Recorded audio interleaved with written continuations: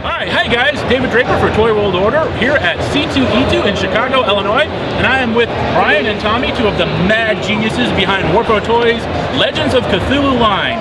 Now, if you've seen the review, and hopefully you did, you know that I was a huge fan of this line. I had backed the Boss Fight Studios line, full all in, and I said, no more Kickstarters. I am done. And I get a text from the man behind the camera saying, hey, look at this. They're doing a Cthulhu toy line. And I believe my text was profanity laden. But I absolutely had to back. I almost sight unseen, I backed your guys' line because Thank you. Yes, H.P. Lovecraft. H.P. Lovecraft is I'm a huge fan. I've read all the books, and this was a toy line. When I was a kid, I used to pretend that my squid face from Star Wars or from Return of the Jedi was, you know, a star spawn or a So this was a toy line that one of those little things I've literally dreamed about my entire life. Well, and Tommy can probably talk to that. Like when we were first trying to make sure that we could pull off creating this line, we created a prototype. Tommy worked on a prototype to send to China. Okay. We definitely used him, and we used a bunch of different Star Wars figures.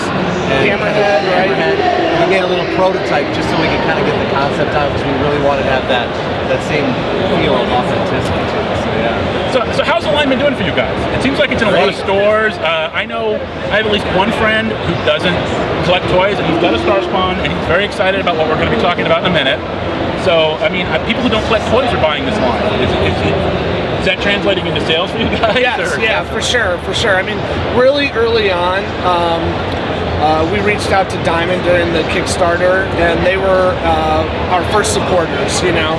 So that helped us get out to all the comic book stores right away, and we saw reorders from that like very quickly. So they're happy with the way that sales were going. We're out on Think Geek right now.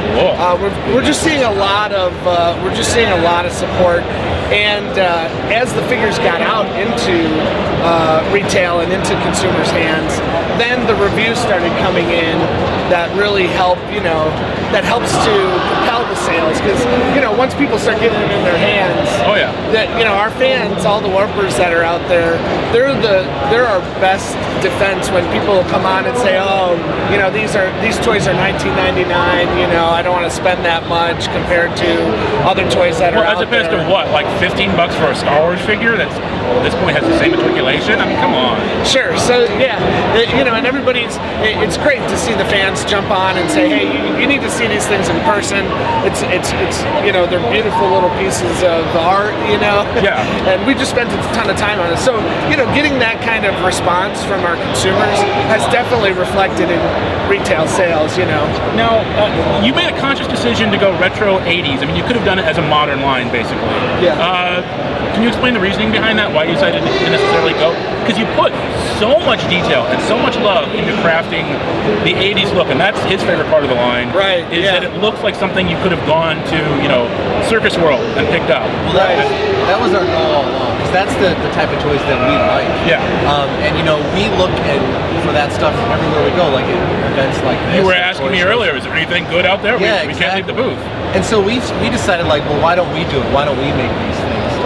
So that was really our goal, and part of what we do at Warpo is we look at time periods of like the late 70s, early 80s, but it could be any time. Well, I was gonna suggest maybe do like a Legends 90s Extreme Cthulhu. Yeah, right. You know, the investigator could have his sleeves ripped off. Be like, the Star Spawn could have a rocket firing bazooka.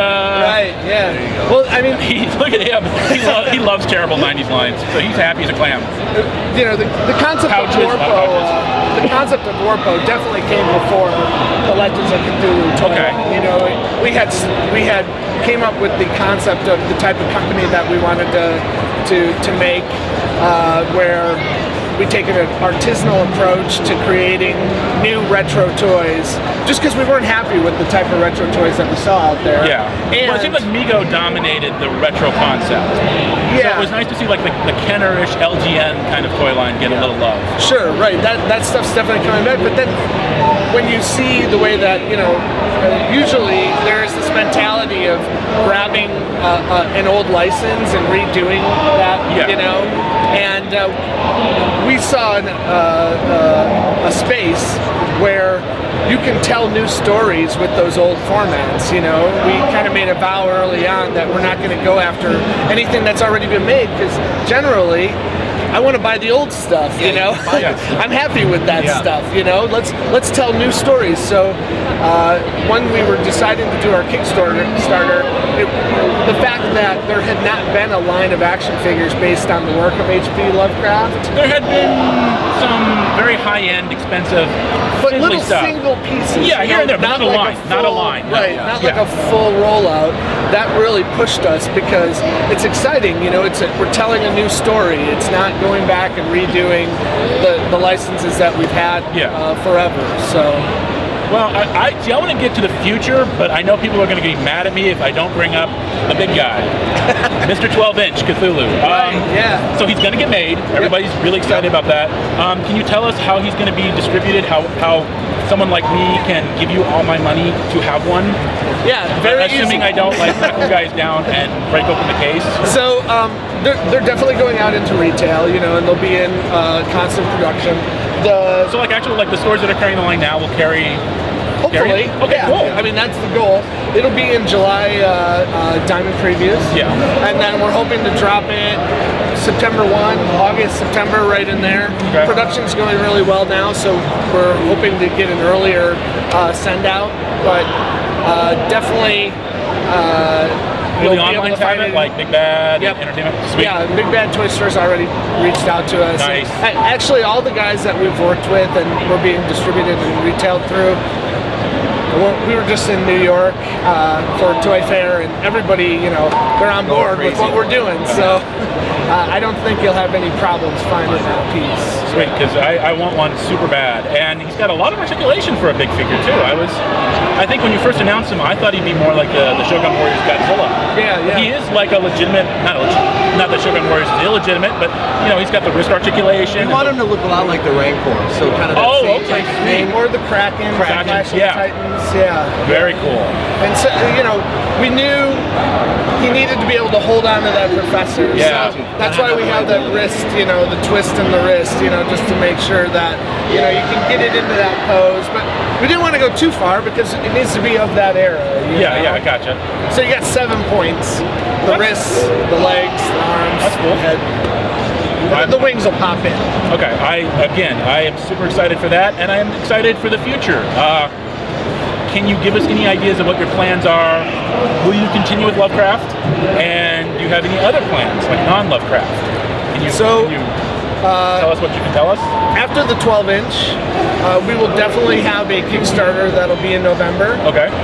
It'll be a departure from action figures, and like I said, when we started Warpo and we had this concept of the way that we wanted to make toys, we really saw it as a platform where it's not just action figures, it can be plush, it can be board games, it can be all the toys that we love to collect, just looking at a collectible format, and where we're excited to jump into it. So we haven't made any announcements about that product line for Kickstarter. Okay. We will be, so stay tuned. But you're going to love it. We've connected with some killer veterans again from the toy design world that we're already seeing the product development stages going through, and like we're freaking out on it. So great. So you guys are going to love it. We have committed to doing a Series 2 in 2016 for Legends of Cthulhu. Because I was like, if you need suggestions, Hickman's model, Add the Mountains of Madness, the Migo, Whisper in the Darkness, and I would love, I mean, is there any chance of us getting an author figure? Because that was my big heartbreak, that we didn't get him. You never know, there's always a chance for that. There's definitely a chance. I would say Series 2 is more like Legends of Cthulhu, but you know, Empire Strikes Back. So think of that like colder type temperatures. We wanted to, you know, we don't want to just put out a second series just because there's excitement around the first series. We want the second series to blow our minds just as much as this one did. Gotcha. And that's tough to do, you know what I mean? It's tough to do to follow up. It's gonna be a hard act to follow, it really is.